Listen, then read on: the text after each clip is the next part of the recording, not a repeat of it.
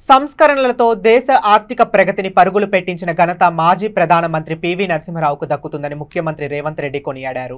మాజీ ప్రధానమంత్రి పివి నరసింహారావు జయంతిని పురస్కరించుకొని ఢిల్లీలోని తన అధికారిక నివాసంలో పివి చిత్రపటానికి పూలమాలలు వేసి నివాళులు అర్పించారు. ఉమ్మడి ఆంధ్రప్రదేశ్ ముఖ్యమంత్రిగా, కేంద్రంలో వివిధ శాఖల మంత్రిగా, ప్రధానమంత్రిగా పివి చేసిన సేవలు మరువరానివని పేర్కొన్నారు. ముఖ్యమంత్రితో పాటు ఉప ముఖ్యమంత్రి బట్టి విక్రమార్క, రాష్ట్ర నీటిపారుదల శాఖ మంత్రి Uttam Kumar Reddy, Kodad MLA N Padmavathi Reddy PV చిత్రపటానికి పూలమాలలు వేసి నివాళులు అర్పించారు.